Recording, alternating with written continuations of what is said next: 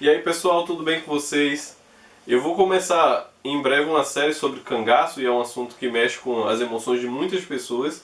Então, em decorrência disso, eu resolvi antes lançar dois vídeos, um sobre os volantes e outro sobre os cangaceiros, tentando desfazer alguns mitos que são muitas vezes repetidos pelas pessoas que não têm tanto contato com o assunto, tá bom?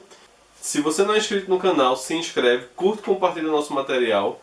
E o episódio de hoje vai ser a respeito das volantes, para começar, tá bom? Forte abraço!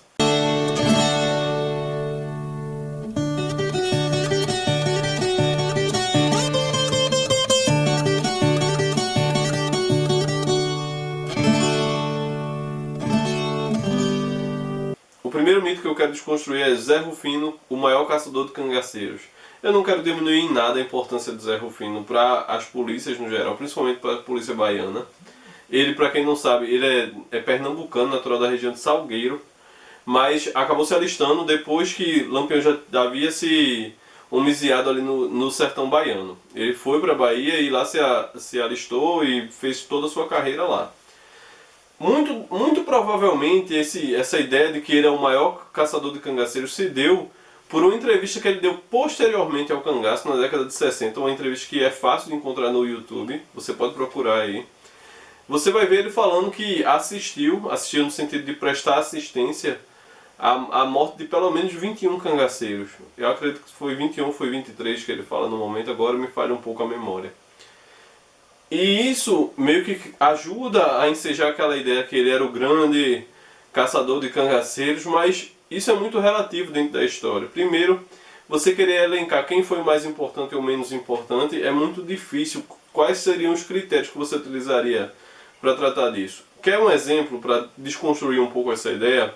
Eu vou deixar aqui ao lado, ou aqui ao lado, na verdade, um relatório oficial de 1926 para 27, onde um delegado da região justamente de Salgueiro, Serra Talhada, ele manda o relatório oficial de capturas, entenda-se capturas como mortes em combate e prisões, da volante do Arlindo Rocha, certo?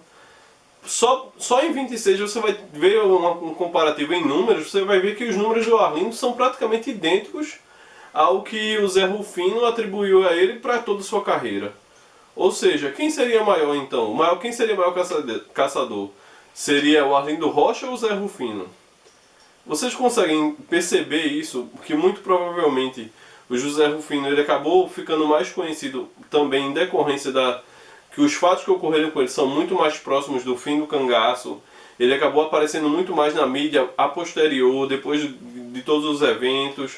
O Zé Rufino ele também acabou cedendo entrevistas, dando detalhes da sua carreira, o que também ajuda a construir a ideia do quão grandioso ele era. Ele capturou, ele acabou matando também em combate o cangaceiro Corisco, que depois de Lampião talvez tenha sido o mais famoso que fez parte do bando. E tudo isso ajuda justamente a criar um mito. Não que o Zé Rufino, repito mais uma vez, não seja importante, ele é muito importante. Todos os volantes, na verdade, que se dedicaram com seriedade ao combate ao banditismo rural têm sua importância e cada um tem total relevância. Mas o que eu quero dizer é que é muito difícil você ficar elencando, esse é mais importante, esse é mais importante. Sempre haverá um conflito de critérios, tá bom? Espero que vocês tenham entendido. O segundo mito é o disparo de Sandes, do soldado Sandes, em Angico, foi que acabou dando cabo à vida de Lampião. E isso é um mito bem mais recente. Essa teoria foi construída por Frederico Pernambucano de Melo em Apagando Lampião, que é sua obra mais recente também. E eu conheço o Frederico pessoalmente, ele é meu amigo, e conhecendo a seriedade com que ele leva o trabalho dele ao longo de toda a sua carreira, eu acredito que ele acabou se influenciando pela narrativa do ex-volante. Eu não consigo encontrar elementos que me levem a crer que de fato foi Santos quem efetuou aquele disparo. Por uma série de motivos. Existem muitos outros relatos. Inclusive, você vai ver Panta falando sobre isso. Para quem não sabe, Panta é um outro militar das Forças Volantes de Alagoas que participou, também o Elias, o Sargento Elias, que também estava lá presente. E as narrativas são sempre divergentes da de Sandes, entendeu? Ele tem uma proximidade, sim, com o Santos. Ele tem uma proximidade com o casal Virgulino e Maria Bonita. Ele conhecia desde de Águas Belas, da região ali da... Ele era parente da baronesa e também conhecia desde o início, digamos assim, da carreira ali do Virgulino. Mas só no final da vida de Lampião foi que o Santos acabou sendo convencido a ingressar na Força Volante. O que deixa meio confuso é porque a maneira com que ele descreveu que o tiro ocorreu, ou que se deu toda aquela emboscada, não condiz com todos os outros relatos. Eu realmente não acredito que houve má fé por parte de Frederico, mas esse é mais um mito que deve cair. Não há elementos nem provas que levem a crer que foi o Santos que efetuou esse disparo.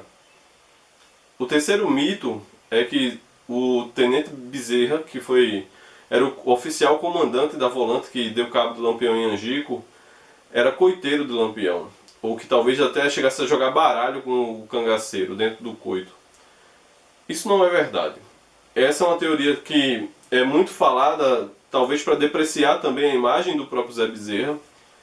Às vezes as pessoas querem de alguma forma enaltecer Lampião e para isso se utilizam muito dessa propaganda anti-volante e o Zé Bezerra sofreu muito com isso.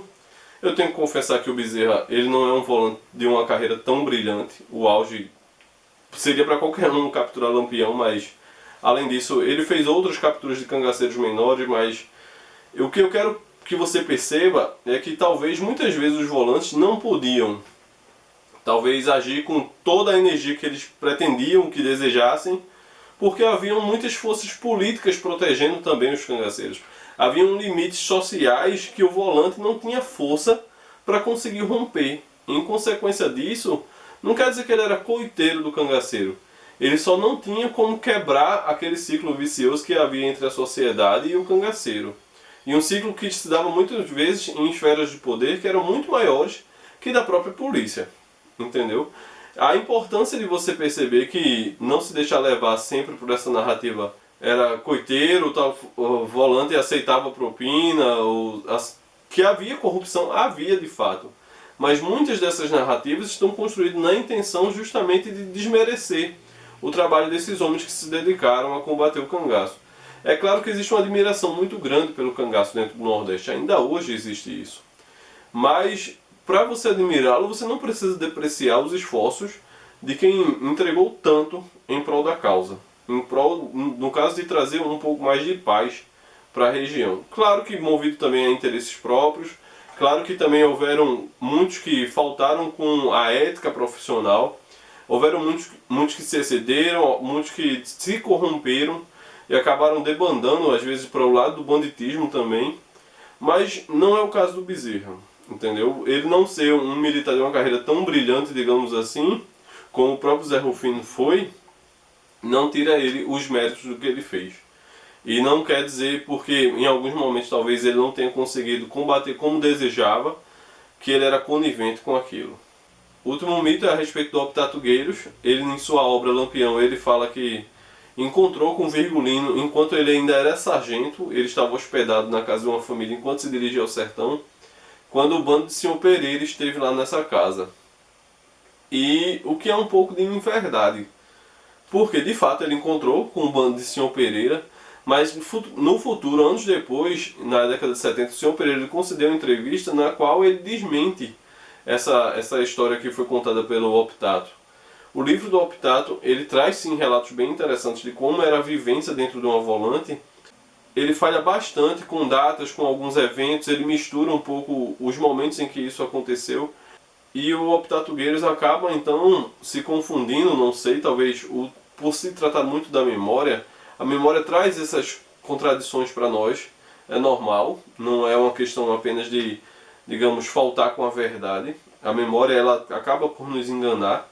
Ele acabou sempre acreditando que tinha encontrado sim com Virgulino, inclusive Virgulino teria dirigido a palavra nessa residência, mas o senhor Pereira acabou desmistificando isso, que não foi verdade. O Optatugueiros acabou só encontrando Virgulino já na vida cangaceira, já em frente de combate. Não, nesse momento isso não ocorreu, tá bom? Eu espero que vocês tenham gostado. É importante nós conhecermos um pouco mais sobre esses personagens, eu vou falar sobre alguns mitos no próximo capítulo, sobre cangaceiros, sobre Lampião, na verdade, principalmente, que é para um pouco, antes de entrar no assunto da temática do cangaço, antes de estudarmos o cangaço mais profundamente, evitarmos certas perguntas e que são sempre repetidas e acabam criando, ajudando a construir esse imaginário do que foi o fenômeno de fato. Tá? Aguardo vocês no próximo episódio. Um forte abraço.